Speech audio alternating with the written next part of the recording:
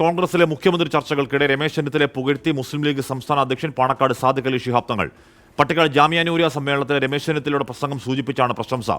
യോജിക്കാവുന്നിടങ്ങളിൽ യോജിച്ച് രാഷ്ട്രത്തിന്റെ ആധാരശിലകളെ സംരക്ഷിക്കാൻ ഒന്നിച്ചു പോരാടാം എന്ന് സാദിഖ് അലി തങ്ങൾ ഫേസ്ബുക്കിൽ കുറിച്ചു. രമേശ് ചെന്നിത്തലയ്ക്കൊപ്പമുള്ള ചിത്രവും സാദിഖ് അലി ശിഹാബ് തങ്ങൾ ഫേസ്ബുക്കിൽ പങ്കുവച്ചു.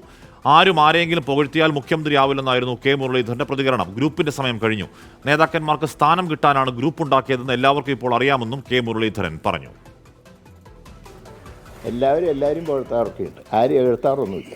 അതുകൊണ്ട് ആരെങ്കിലും പുകഴ്ത്തിയാൽ മുഖ്യമന്ത്രിയാവില്ല. അതിന് കോൺഗ്രസിന് ചില ചിട്ടവട്ടങ്ങളൊക്കെയുണ്ട്. മുഖ്യമന്ത്രി ചർച്ചയ്ക്കൊന്നും ഇപ്പോൾ ഒരു പ്രസക്തിയില്ല. ഏതായാലും ഭൂരിപക്ഷം കിട്ടുന്നുള്ള കാര്യം ഉറപ്പാണല്ലോ. അതുകൊണ്ടാണല്ലോ എല്ലാവരും മുഖ്യമന്ത്രി ചർച്ചയിലേക്ക് നീങ്ങുന്നത്. ഇവിടെ ഗ്രൂപ്പിൻ്റെ ഒരു ചർച്ചയില്ല, പാർട്ടിയെ ശക്തിപ്പെടുത്തുന്ന ചർച്ചയാണ്. ഗ്രൂപ്പിൻ്റെയൊക്കെ കാലഘട്ടം അസ്തമിച്ചു. അതിനൊന്നും ഇനി പ്രസക്തിയില്ല. അതിന് പ്രവർത്തകരെയും കിട്ടില്ല. ഇതൊക്കെ നേതാക്കന്മാർക്ക് ഓരോ സ്ഥാനം കിട്ടാൻ വേണ്ടി ഉണ്ടാക്കിയ സംവിധാനമാണ് ഗ്രൂപ്പിസം എന്ന് എല്ലാവർക്കും മനസ്സിലായിപ്പോൾ. അതേസമയം പങ്കെടുക്കുന്ന പരിപാടിയുടെ എണ്ണം നോക്കിയല്ല മുഖ്യമന്ത്രിയെ തിരഞ്ഞെടുക്കുന്നതെന്ന് UDF കൺവീനർ MM ഹസനും പ്രതികരിച്ചു. ഞങ്ങൾക്ക് ഭൂരിപക്ഷം കിട്ടിയാൽ ആരും ഒരു മാധ്യമ പ്രവർത്തകരും നിങ്ങൾ ഒരു വിവാദം ഉണ്ടാക്കണ്ട. ഞങ്ങൾ വളരെ ജനസമ്മതനായ വളരെ പ്രഗത്ഭരായ ഒരു നേതാവിനെ ഞങ്ങളുടെ ഹൈക്കമാൻഡ് മുഖ്യമന്ത്രി സ്ഥാനത്തേക്ക് തീരുമാനിക്കും. അതിനിപ്പോഴേ ഒരു ചർച്ചയും ഇപ്പോഴേ വിവാദങ്ങളും ഉണ്ടാക്കേണ്ട കാര്യമില്ല. രമേശ് ചെന്നിത്തല പങ്കെടുത്തു, സതീശൻ പങ്കെടുത്തു, സുധാകരൻ പങ്കെടുത്തു. ഇവരെല്ലാം പല സമുദായ സംഘടനകളുടെയും സമ്മേളനങ്ങളിൽ പലപ്പോഴായി പങ്കെടുത്തിട്ടുണ്ട്.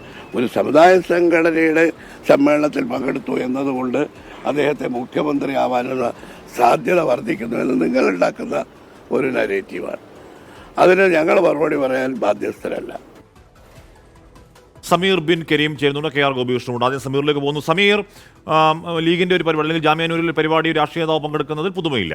പക്ഷെ അതിനുശേഷം അത് പറഞ്ഞ് പുകഴ്ത്തിയിടുന്ന ഫേസ്ബുക്ക് പോസ്റ്റിൽ എന്തെങ്കിലും അസാധാരണത്വമുണ്ടോ, അതോ ഒരു നന്ദിപൂർവ്വം സ്മരിക്കുന്ന ഒരു പോസ്റ്റ് എന്ന നിലയ്ക്ക് അതിനെ കണ്ടാൽ മതിയോ സമീർ?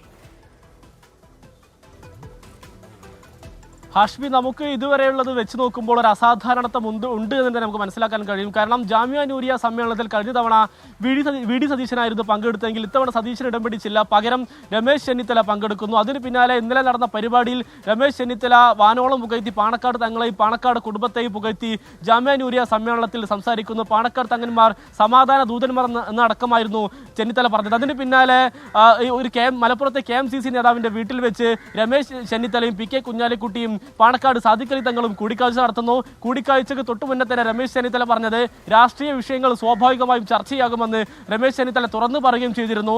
അങ്ങനെ ഇതിന് പിന്നാലെയാണ് ഇപ്പോൾ പാണക്കാട് സാദിഖ് അലി തങ്ങൾ ഫേസ്ബുക്കിൽ ഒരു പോസ്റ്റുമായി രംഗത്ത് വരുന്നത്. ഈ പോസ്റ്റിൽ പറയുന്നത് ജാമിയ നൂരിയ സമ്മേളനത്തിൽ പ്രസംഗത്തെ പ്രശംസിച്ചുകൊണ്ട് യോജിച്ച് ഒന്നിച്ചായി പോരാടാമെന്നുള്ളതാണ് പാണക്കാട് സാദിഖ് അലി തങ്ങൾ പറയുന്നത്.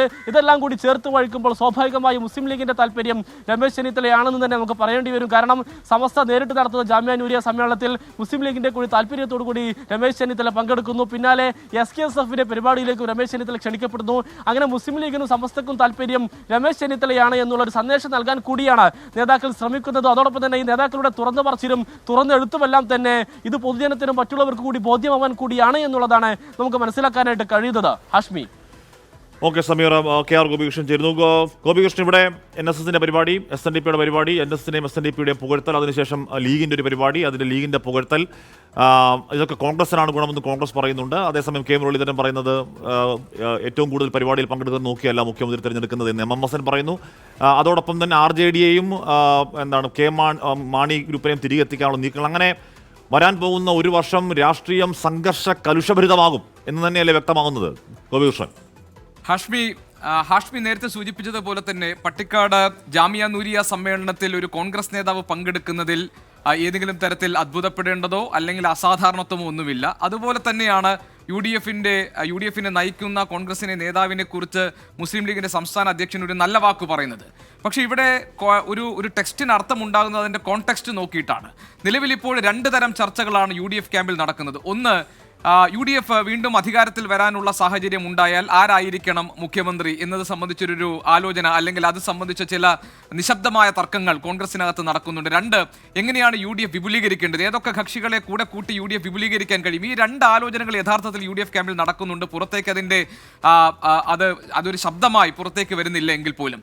അവിടെയാണ് രമേശ് ചെന്നിത്തല ആയിരിക്കും മുഖ്യമന്ത്രി സ്ഥാനാർത്ഥിക്ക് യോഗ്യൻ എന്ന് സൂചന നൽകുന്ന തരത്തിലുള്ള സമുദായ നേതാക്കളുടെ പിന്തുണ അദ്ദേഹത്തിന് പരസ്യമായി ലഭിക്കുന്ന സാഹചര്യം ഉണ്ടാകുന്നത്. നേരത്തെ ഹാഷ്മി സൂചിപ്പിച്ചതുപോലെ തന്നെ SNDP യോഗം ജനറൽ സെക്രട്ടറി വെള്ളാപ്പള്ളി നടേശന്റെ ഗുഡ് സർട്ടിഫിക്കറ്റ് കിട്ടിയത് രമേശ് ചെന്നിത്തലയ്ക്കാണ്. NSSന്റെ പുത്രൻ എന്ന് സുകുമാരൻ നായർ NSS വേദിയിൽ വെച്ച് പ്രഖ്യാപനം നടത്തിയതോടുകൂടി രമേശ് ചെന്നിത്തലയുമായുള്ള അകൽച്ച മാറ്റി എന്നത് മാത്രമല്ല, രമേശ് ചെന്നിത്തലയ്ക്കൊപ്പമാണ് NSS നിൽക്കുന്നത് എന്ന ഒരു രാഷ്ട്രീയ സൂചന കൂടി നൽകുകയുണ്ടായി. അതിന് തൊട്ടു പിന്നാലെയാണ് സമസ്തയുടെ ഭാഗമായുള്ള പട്ടിക്കാട് ജാമിയ നൂരിയ സമ്മേളനം മുഖ്യ അതിഥിയായി രമേശ് ചെന്നിത്തല ക്ഷണിക്കപ്പെടുന്നതും അതിനുശേഷം ഇപ്പോൾ സാദിഖ് അലി തങ്ങൾ രമേശ് ചെന്നിത്തലയെ പുകഴ്ത്തിക്കൊണ്ട് ഒരു ഫേസ്ബുക്ക് പോസ്റ്റ് ഇട്ടിരിക്കുന്നതും ആ പുകഴ്ത്തലിന് ഒരു രാഷ്ട്രീയമുണ്ട്. അതിൽ പറയുന്ന ഭാഗം വിയോജിപ്പുകളിലും ഫാസിസത്തെ എതിർക്കണമെന്നും എല്ലാ കാലത്തേക്കും ഏകാധിപത്യ ഭരണകൂടം വാഴില്ല എന്നും രമേശ് ചെന്നിത്തല പറഞ്ഞതിനെ ശ്ലാഘിച്ചുകൊണ്ട് ആ നിലപാടിനൊപ്പം നമുക്ക് നിൽക്കാം എന്നാണ് സാദിഖ് അലി തങ്ങൾ ആ ഫേസ്ബുക്ക് പോസ്റ്റിൽ പറയുന്നത്.